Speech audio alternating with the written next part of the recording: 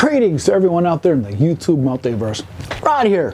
Hey, I started playing Dungeons & Dragons back in the summer of 1978 while I was at Boy Scout camp. And I was instantly hooked. I wouldn't have imagined back then that today I would be right here in front of you on YouTube sharing with you things that I know about the game. Now, as most of you already know, I host both 1st and 5th edition games for my family, friends, and recently a disabled veterans group that I started. Today, I will be covering what I consider to be the 5 most important things for a new dungeon master to learn. Now, when teaching new players how to play Dungeons & Dragons, or any other role-playing game for that matter, no matter what version you play, these tips are going to be great for everyone, new and the veteran dungeon master. Complacency is a little thing that I like to call a game killer. Oh, from time to time, we could all benefit from a refresher now and then, right?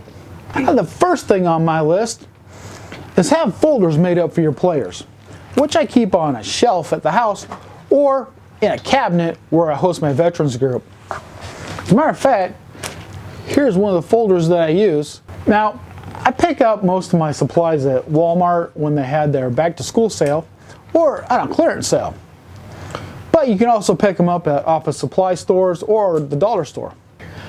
As you can see, the front is windowed and so is the spine. It's a 1/2-inch folder.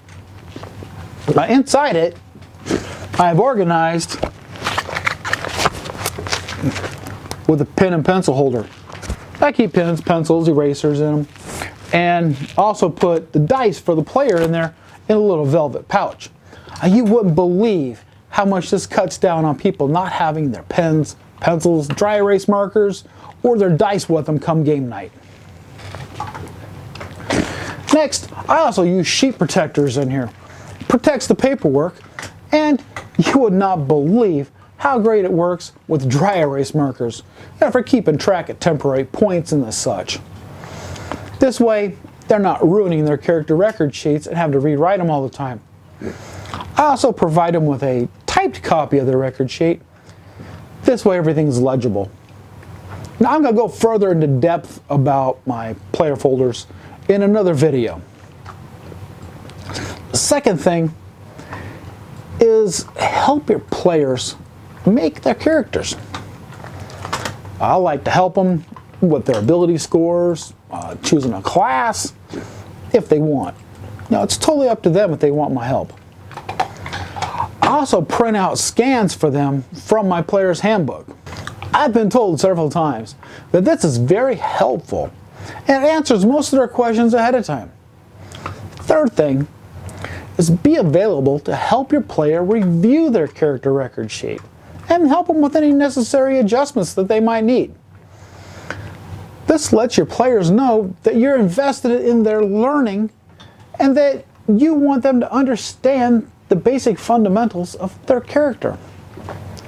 There's nothing more frustrating out there to a new player than trying to get help or answered questions and no one is there available to help you. I bet a lot of you can relate to that. Fourth, help your players form a simple backstory. Having a backstory, especially for 5th edition players, is very important. Now, what's more important than that is when you incorporate their backstory into your adventure or your campaign as a whole. Honestly, by doing this simple little act, your players will have a sense of ownership in the story as it unfolds. The 5th thing on my list, especially for new dungeon masters, is don't make the encounters too overpowered, especially for new players just starting out. You want them to enjoy their first adventure. That way they come back for more. A few weeks ago, I stumbled across a website called the KOBOLD Fight Club. I'll post a link down below for you guys. This is a fantastic resource when designing your confrontational encounters. Also, when in doubt about something in your adventure or campaign that you're planning to run, make a copy of your players' record sheets and do a dry run. This is a good way to test your abilities as a storyteller, dungeon master, and even a referee. I used to do this back when I first started becoming a dungeon master. Yeah, I even still do it today from time to time.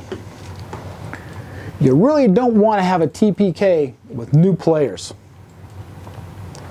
You know, they might think you're out to get them and totally lose interest in the game. There you have it. My top 5 most important things to remember for new dungeon masters and when helping out new players. I hope this was helpful for you and you're able to take something from it when you start on your dungeon mastering adventure. Now, for everyone out there who stayed to the end of my video, I have a bonus for you. Here it goes. No matter how tempting it is, do not reward your players with enhanced armor and weapons too soon into the game. Not every confrontational encounter requires you to hand out magical items like they're Halloween candy. The monster manuals should have a treasure type table in the appendix in your book. Use this chart. Trust me, you're going to thank me for this piece of information. And by all means, do not cater to your players. Don't go easy on them. Don't fudge your dice rolls. Be honest. You're not doing them any favors by doing this. And it's going to cause animosity in the group because they might think you're playing favorites with somebody. Also, this is going to definitely send out the wrong message to your players. When they go join another game, they're going to expect this from another dungeon master later on. If you're new to our channel, welcome. And if you like the information we're providing for you, please consider subscribing. Hey, if you hit that bell icon over there, you'll get notifications every time we upload a new video. We try to post videos twice a week. On Mondays, we host our Monster Monday show, where we showcase a random monster in the game. And sometime throughout the week, we upload a second video, covering a product, a module, a race or a class, or something else pertaining to D&D. Like I said before, I hope this information was helpful for you, and if you're a veteran dungeon master, this is a great refresher for you. Tell us in the comments section down below what you thought of this video. If you like what you saw, share it with all your friends and other dungeon masters you might know. Thank you for watching. I had a great time sitting here telling you about this. Now roll damage.